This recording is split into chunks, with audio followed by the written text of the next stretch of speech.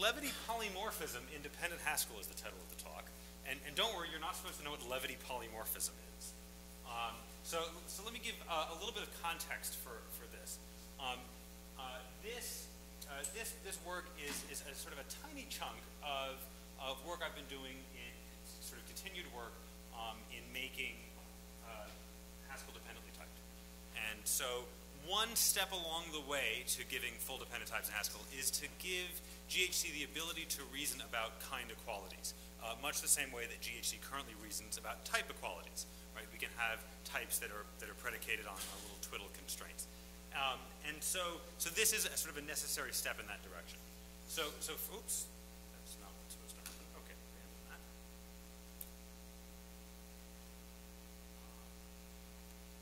I sneakily made the last slide the same as the first. So a review of levity. So levity is really just a fun way of saying liftedness, but liftedness is awful, so we call it levity. So Haskell, GHC has two different levities. We can be lifted or unlifted. So lifted types are the types that we normally deal with in Haskell programs. So here are some examples. So int and bool are lifted. These are types with a bottom that can be lazy at runtime. All functions are lifted in GHC, even ones over an unlifted type like this int hash, arrow int hash. And we can have types that polymorphic types for all a dot maybe a. These are all lifted types. Unlifted don't have a bottom. And in the kind system, unlifted types have kind hash, as opposed to the lifted types which have kind star. And there are a modest-sized collection of these unlifted types that are just baked in, right? You can't make your own.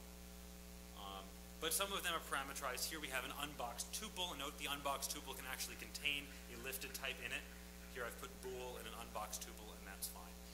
And what's interesting about unlifted types is that they can be stored directly in memory. A lifted type has to be stored using a pointer because it could be a thunk at runtime. We may not have evaluated. Whereas unlifted types might be represented directly. Some of you may be familiar with boxed versus unboxed. So boxed is another term that means represented by a pointer. Unboxed means not represented by a pointer.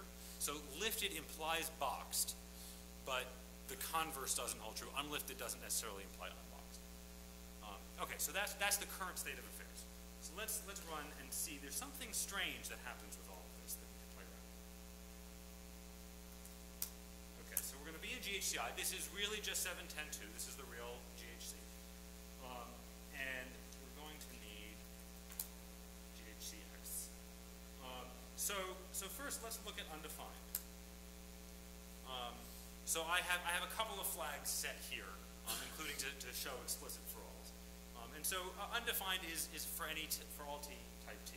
So that means that I can say something like this. So if I'm writing a function f on ints and I'm not really ready to give it a definition, I don't have to, and that's fine. And that will type check, and then I run it and get it undefined. But what if I'm writing a function g here on unlifted types, and I don't really want to put a definition for this function? Well, I'll just use undefined. And that gets accepted, and if you're trying this at home, you end up with a problem there, but actually it's not that severe a problem. It's because it's trying to call print, which requires a show instance, and we can't have a show instance of an unlifted thing. So I'll just do this. And we get undefined. And so that's all well. But let's go back and look at the type of undefined. Right? This is weird. So what it looks like I've done here is I've instantiated undefined at type int hash. So let's see, did I really do that? Yes, I guess I did. So let's look at now id.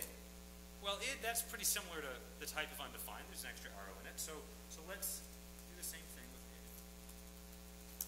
No, and that doesn't work. So something very magical is going on here. And we can get some idea of what the magical thing is. If instead of asking for the type of undefined, we ask for its info. Aha! Something strange is going on here. So So it's not any type A, it's a particular type variable A of kind open kind. And that's part of what allows this magic to happen. So if I look at id, for example, we don't see that. This is really an A of kind star. GHC suppresses the colon star because so many type variables are. So this open kind is actually the supertype of the kinds star and hash. So what you may not have known is that GHC actually has a subkinding mechanism. It's a tiny little lattice of just star and hash and open kind, but it's there. And because of this sort of magic thing that's happening inside of GHC, there's things that we want to do that we can't. So for example, if I just do that, you would think that my undef and undefined would work the same. But if I define a new unlifted function, it's going to complain. Because I can't take this open kindness and copy it into my own symbol. That doesn't work out at all. So there's a few other weird things going on here. I might try to write something like this. Would that work if you put an explicit type and time signature on line undef? Perhaps, except there's no way of bringing open kind into scope. Okay. And I should hope not, because there's various restrictions on when you should be able to use open kind that I don't think are checks for, because you can't ever bring it into scope anyway. So here, normally GHC doesn't allow me to have a top-level variable of an unlifted type. And part of the reason for that is it's these unlifted types have to be strict, and if we had a global variable of this, maybe it's not very clear when to evaluate it. This isn't allowed. And so I can't do that. And yet, I have undefined, which is a global variable, evidently of an unlifted type. And what's further interesting here is not only is it any global variable of an unlifted type, it's the very thing that we said unlifted types don't have. And yet, here it is. So this is all very uncomfortable. And let's see if we can do something about it. So here's that subkinding lattice, and this there's really a little subkind function inside of GHC that does this. And as we're sort of discovering, this is a gross hack. And perhaps we should do something about it. And so the solution is, instead of using subkinding, we use polymorphism. And to give credit where credit is due, this is actually Simon's idea that then I've sort of gone off with and implemented a bit. And also to give credit where credit is due, the name Levity was Stephanie Wyrick's idea. So I really have nothing to do with any of this. So what do I mean? What do I mean by use polymorphism? So first off, for the rest of the talk, we'll now be in the future, where we have star colon star, and we'll see that unlike last year in this venue, I actually have a working implementation now. So we'll actually see in a few minutes a GHCI session where this is true. This is actually not strictly necessary for Levity polymorphism. If someone wanted to do this without star colon star, you could do it. It's just much easier with star colon star. So here's Levity polymorphism on one slide. We start out with a very ordinary data type, Levity. We could have just used bool, but it's fun to have a new data type, and it's a little bit easier to read. And then we have a very, very magical constant called type. And we see here that actually, this is sort of all a little loopy. That the star that we all know and love is now just a type synonym for type applied to lifted. And so here, if we expand that type synonym, then the type of type mentions type, which is all a little loopy. And whenever I look at it and think about it too hard, I'm afraid that some wormhole is going to open up and suck me away. But it turns out that the theory works out behind this just fine. There's nothing very strange going on. And so now, instead of having these two unrelated type kinds, star and hash, they're just two different forms of the same thing, type, applied to some levity. So how does this work out with undefined, and I didn't show an example of it, but error suffers from these same strangenesses as undefined. So now these are just Levity polymorphic. So we say that undefined for all levities v, of course there's only two possibilities there, and then for any type of that levity, it's that type, and then error just takes a string to print out. And that's sort of the first pass to levity polymorphism. And it works. So now, instead of just launching GHCI, I will launch my GHCI.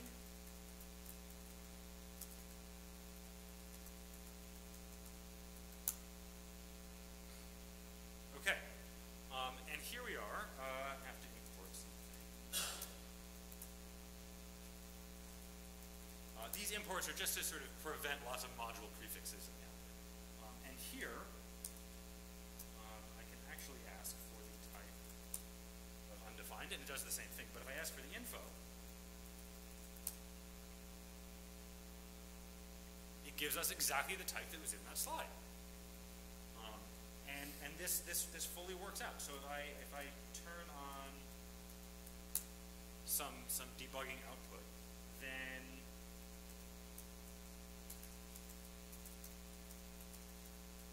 if I do this, we get some stuff. But here is the interesting part. We have undefined applied to unlifted, because that's the choice of levity, and then applied to int. Just as we might expect. So let's go back into the slides, and then we can explore some of the subtleties of this. It's not quite that easy. So one subtlety is we want to know what the kind of these levity polymorphic types are. Here we have the fact that we start out with the fact that when we abstract, when we have polymorphism, the kind of the polymorphic type has to be the same as the kind of the body. So the kind of the body is always going to be star or hash, but we need to keep that the same when we have polymorphism. And the reason we need that is because the choice of star or hash affects things at runtime. Right? There's different runtime representations here. And we really don't want type polymorphism to change runtime representations. That would be bad.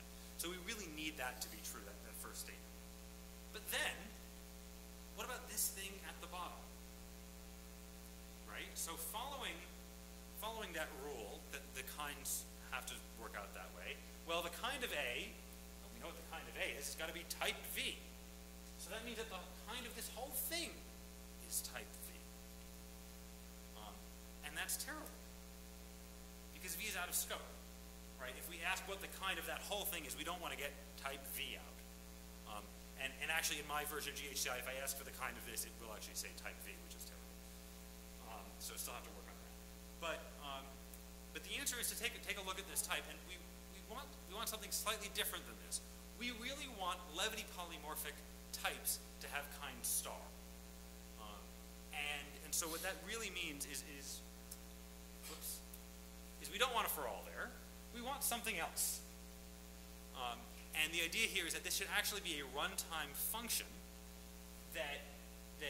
and because all functions have kind star, this will also have kind star. So now we don't have this Skolem escape problem going on. And that's really the only part of the pie that's happening here, is just to make this a real function. But then that also goes back and solves the problem of bottom being an unlifted type.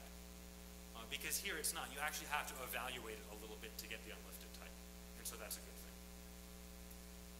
And this, yes, has kind of stuff.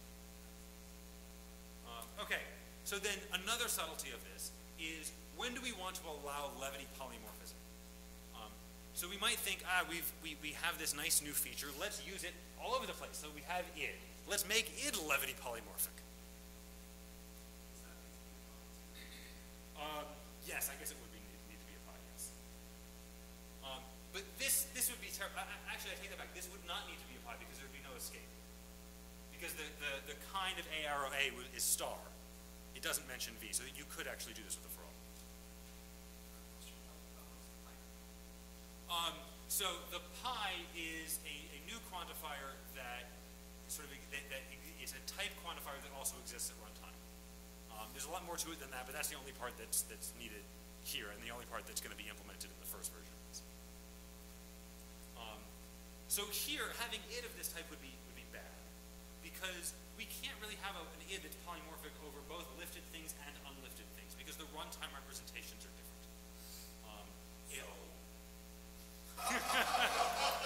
Well, id is sort of a funny example because that can go away, but other things. No, would, well, I mean, it's a perfectly reasonable thing to want to have. well, you would need to then specialize id at many different. I don't care what the compiler does. Fair enough.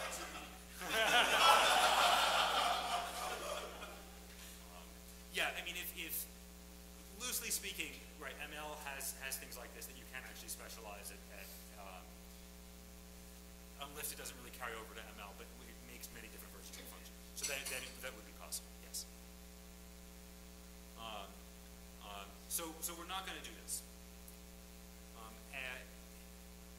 What this boils down to is, as long as we don't ever bind a variable that has a Levity polymorphic type, we're okay. And that's just sort of the one rule that we stick to, and that seems to cover all cases. So this is still being work in progress. I have not yet proved that this is the answer, but it certainly seems to be. And so this includes data type parameters, with the exception of unboxed tuples, which have special handling, because when you have a data type parameter, then you can pattern match on that, and that forms a binder. So there's further reading about all of this.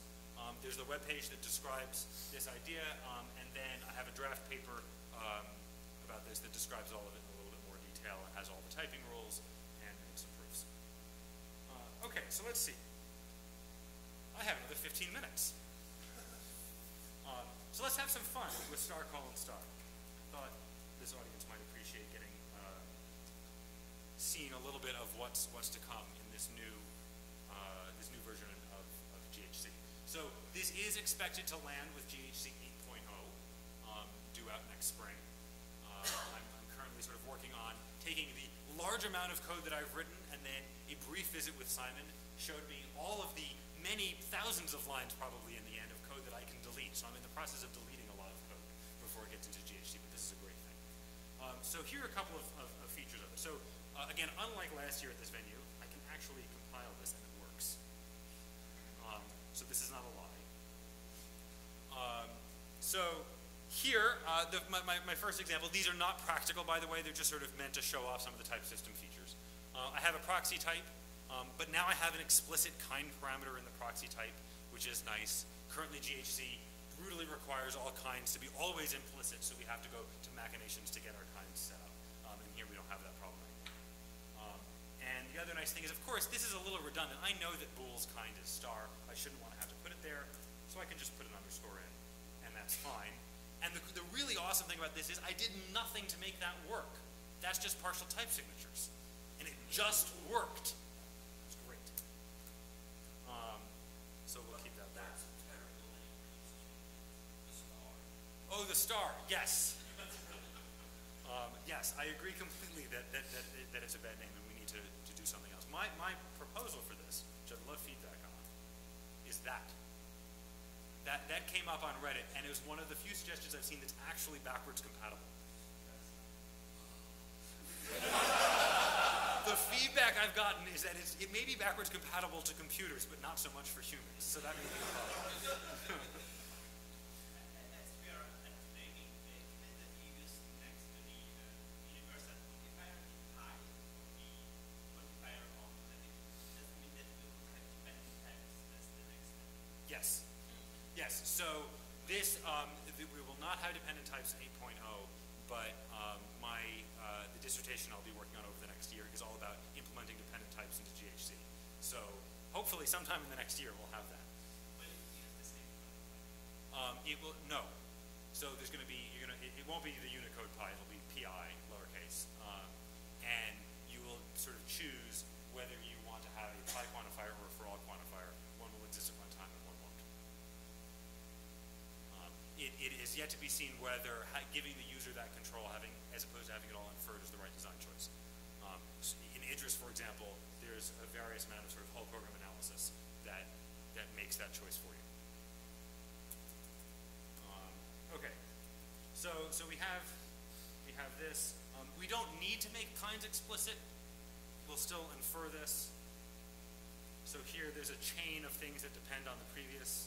And so actually here, I need more printing for this example. Oh no, that doesn't make sense. Right, this type A actually has a whole bunch of implicit parameters. And that's all fine.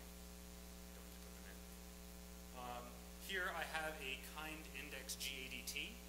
So if this is actually the type index type representation that Simon didn't get to this morning. If we want to have, here notice that int and maybe have different kinds, and that's just fine. And it also allows us to have a tapp constructor that just applies one type index to another, and that's fine. And here's a function eliminating it. So I can get a default value. It turns out there's really only these two cases, but to know that there's only these two cases requires an inductive proof, and I don't expect, even with the new pattern match checker, it'll be able to figure that one out. Let's see, and so here this example is a little banal, but it's the one everyone uses, right? So we have unary nats, these are normal unary nats. We have plus on unary nats, normal plus on unary nats, except at the type level. But then we have kind index vectors using these unary nats, and that's also quite common. And I'll do appending of vectors, but let's do it at types. And so here's the type family version of appending to length index vectors, and that also works. Nothing really strange here other than the fact that it can happen. So because kinds and types are the same in this world, we can now just use the type star, which is uninhabited as a type, but it means when defining data types, we can mention it in our data type, so if we promote that, it works. Right now, this is possible only through an ugly syntactic trick. Yes? No. Not yet. And the plan for the sort of more fully fledged version of this is you'll be able to promote but not demote. Although there's no good reason why we can't. That's just not in the plan for the next year. And we can also have kind synonyms. So I've decided to name star arrow star monadish. And then it just works. So now my monad trans class, instead of having a lot of stars there, I can just say that it takes some monadish thing to another monadish thing. And here I can do it in a data type declaration, and that works too. And as I said, star really has type star. So I can do that as many times as I want, and it will work. So this is just sort of a sampling of things that work. I'd be curious to hear sort of other things. Does this work? Does that work? And it might surprise all of us whether it does or doesn't. This is actually available on my GitHub repo, and I do expect to merge this maybe in the next month. It might be optimistic, month and a half, sometime like that. So any questions?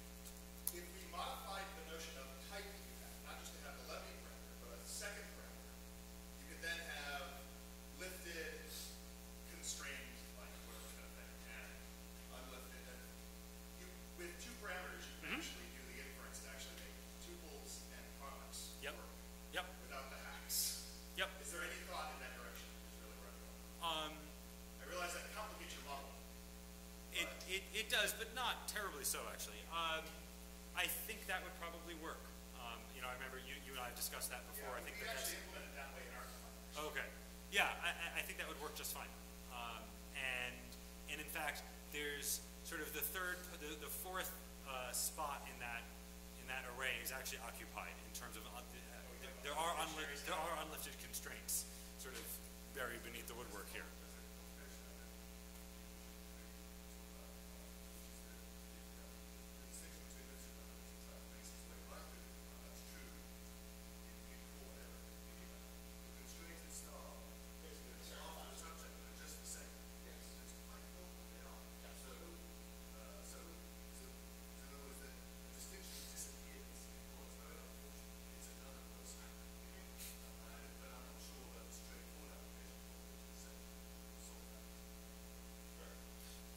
my other idea on that, I haven't explored it in great detail, but would be to have something like this. And just, I don't know, maybe that's hard to see. But to, yeah, to say that constraint and star are representationally equal. So,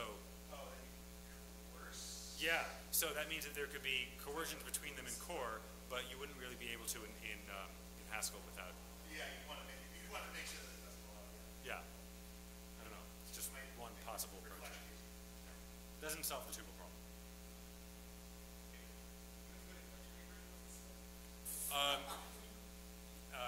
It's not implemented yet, but yes.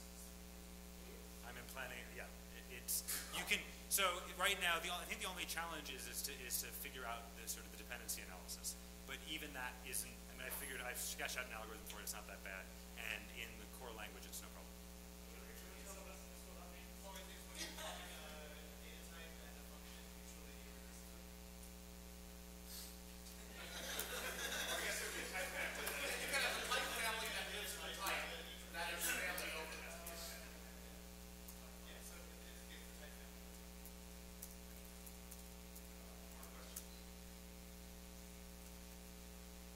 It's hard to come up with an induction recursion. But yeah. There's a plan for Levity information to be displayed in UC error messages, or does it have to be turn on explicitly? It should probably only appear where open kind appears today, and then there's it's not implemented yet, but there will also be a facility for creating something like my undef, or a more practical example is.